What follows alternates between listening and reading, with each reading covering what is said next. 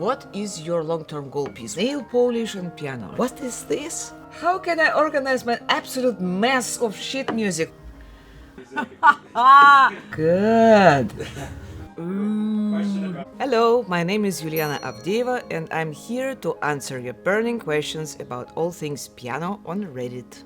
Yulianna Avdeeva is one of the most beloved pianists currently working, and she's also the most recent addition to the Tonebase Premium Library, where she's recorded lessons on 4 works by Frédéric Chopin. I'm very excited to share some thoughts on the Nocturne by Frédéric Chopin, his Opus 62, number 1 in B, his Opus 59, number 3, F-sharp minor mazurka, Nocturne Opus Posthum in C-sharp minor, Grand Polonaise Brilliant preceded by Andante Spianatos. Tonebase Premium is the platform that makes videos like this possible. There you can find some of the greatest pianists and piano teachers offering their wisdom on the essential works of the piano repertoire. There's something for every level, no matter where you are in your piano learning journey. And they're currently on their Black Friday sale, which is an absolutely amazing deal. All plans are 50% off, and it's a limited time offer, so be sure to check the link in the description below to get started. Now back to Yulianna. Most and least pianistic composers. Of course, it depends very much on the individual hand. For me personally, one of the most pianistic composers is Liszt. Funny enough, because, I don't know, it's just many things are written so beautifully for piano. It's very comfortable to play, even, you know, the jumps and the stuff like this, somehow I feel comfortable with it. Brahms is the opposite in my case, because I think that Brahms also had a huge hand, and you know, to play all those accompaniments sometimes which he writes in the left hand and legato, where he literally tries to cover like 2 octaves. Feels not very pianistic for me, but I adore his music, so I have to find a balance, how to manage this. Another example of, for me, extremely at the beginning, very difficult composer is Rachmaninoff, funny enough. Well, he had a wonderful, fantastic hands. He had huge hands and extremely active 4th finger, which is very rare, which he also actively used in all of his pieces. So in the beginning, when I start learning a Rachmaninoff piece, it feels like a disaster, that I would never ever be able to play it.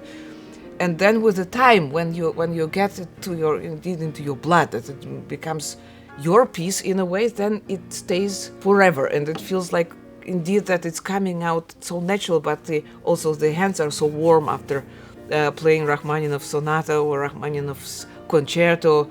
It's really amazing how this change between feeling uncomfortable in the beginning and then feeling very comfortable, how this can also happen during certain time which you spend with a piece.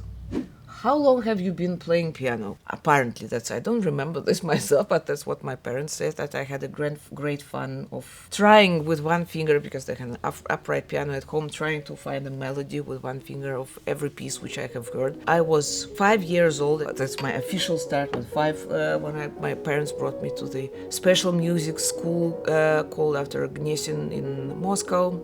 Started my real piano lessons there with an amazing teacher, Yulianna Ivanova, which I have studied with until my graduation in 2003. So officially, yes, I was 5 years old, but I think that the piano was occupying my mind for a while before that already. Every time I play a wrong note, I do 1 push-up. Oh God, that is funny. Good. If composers could hear you playing their pieces, who would you most like to apologize to? This is critical, because I mean, my first thought was actually Rachmaninoff, because he was just the best, you know. But then I started to think, what about Bach?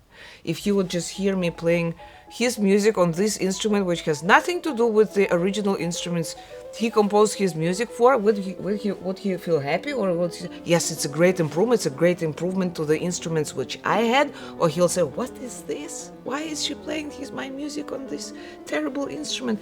So basically, I think coming deeper into this question, I think I would have to apologize, or not apologize, but at least I will not feel comfortable almost in front of everyone.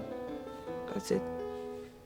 What are some underrated piano concertos? Well, I think there are several concertos which are maybe not so often played on bigger stages. I am a great fan, for instance, of the music of Leonard Bernstein, and especially of his Symphony Number 2, Age of Anxiety, which is actually a piano concerto. I am very lucky that I learned it through a good friend of mine, conductor Robert Trevino, who encouraged me to play it. It's an amazing piece. I'm so happy to play it, and I know that many audiences enjoy it a lot. It's a really just fantastic, amazing music.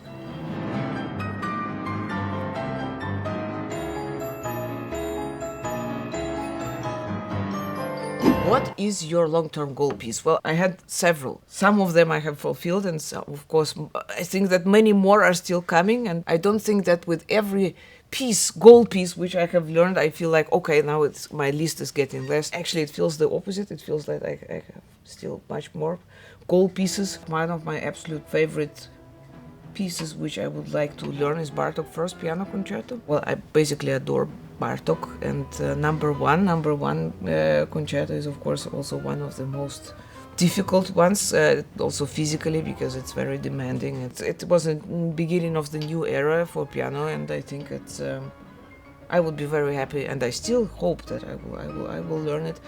There are many other pieces, like for instance, I would love to learn Schumann's Third Piano Sonata, well, concerto without the orchestra, because I think it's one of the most beautiful pieces by Schumann. Basically, I also admire Schumann, and this piece is Mount Everest of his entire work. One of the goals which I have achieved recently is Beethoven's Hammerklavier Sonata. This is a piece which I wanted to play for for some decades, and finally last year it happened that I played it for the first time live. I call it for myself, this is one of the greatest achievements of mankind, that someone on the earth, some human being, was able to create this kind of piece. This makes me, I don't know, it makes me feel so happy. This is a piece which I'm so proud that I have finally managed to play on stage.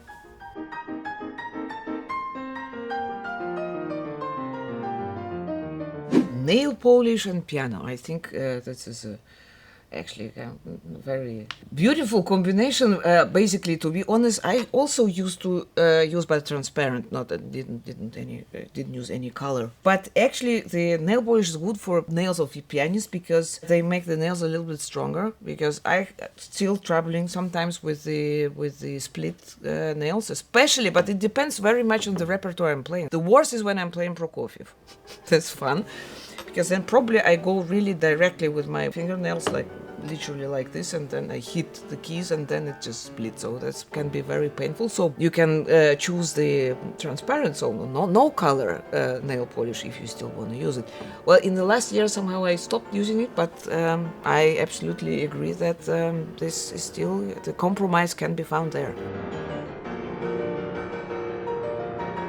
So romantic and charming piano music. Well, for me, probably in the expression, the most romantic or most moving, in a sense also that also obsessing composer is Franz Liszt. I'm a great admirer of his music since many years, because I think that he, first of all, there are many legends around him, also saying that he was a god of the piano and that all ladies were falling to his feet, and well, however, I don't know, but his music definitely is one of the most romantic in the sense of expressive for me. And pieces like Liebestraum or Ballet d'Obermann or Consolation, Petrarca sonnets, for instance, beautiful music. But for me, Liszt is not only beautiful, it's also for me, he's so obsessed with, and if he's in love, then he's literally doing everything to achieve his goal, So I think that his passion, which he shares in his music, I think somehow that it can be also very inspiring and supportive for people in love.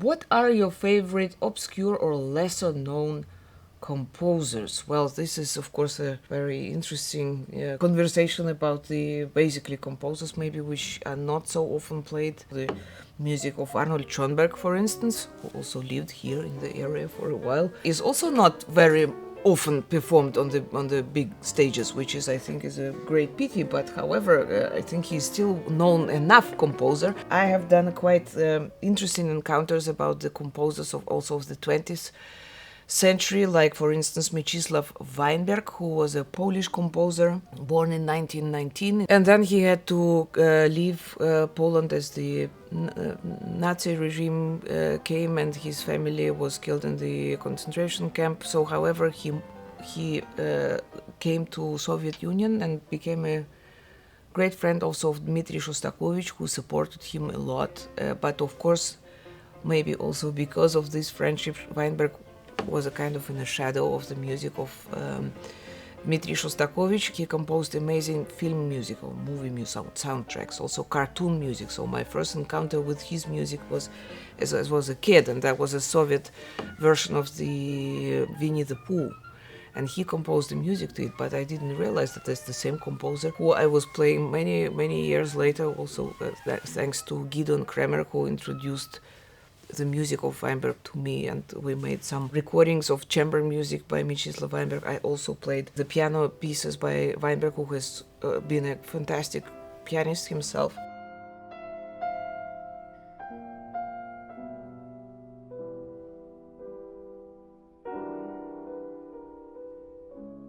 The variety of his pieces is amazing. So I think that there are always many composers to discover. That makes me actually very happy that we still have such a big field to make the interesting encounters.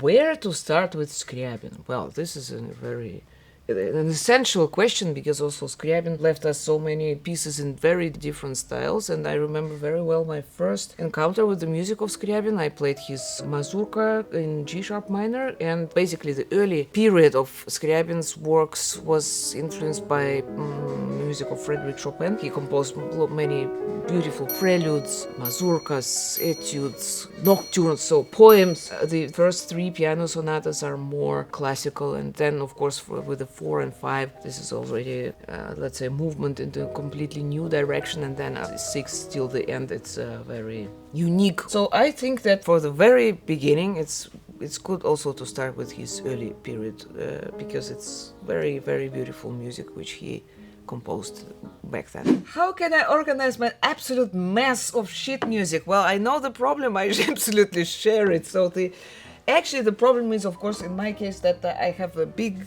books of Chopin music, Beethoven music, and of course I do not want to bring the entire book with me on the road, so I make a copy of it, and what happens then, of course, the pages are mixed up, wrong order, missing right pages, whatever. The only advice I can give for this is, once you have a copy of a piece of music which you need to play, you have to find a solution how you bring it together. You can use tape, you can use whatever you want, but do it immediately. Don't say I will do it tomorrow. No, because you will not, because I know this. So just do it immediately, bring this one piece into one piece and leave it like this. This is the only chance to get rid of this kind of mess with the sheet music. How to go from, oh God, I have to practice, to, oh great, I get to practice? Well, I think that's a question which we're all asking ourselves sometimes. Practice is also not quite the word, I think, which should be always used in relation to a piano. I think it's actually such a gift that we have a chance to express ourselves, not through the language we speak, but also through the music, which is a much more precise way to express the emotions, which I don't sometimes even have the words for. So I would say that this is a magic box. This is a magic box with the 88 keys, which allows us to travel all around the world through the music which we perform.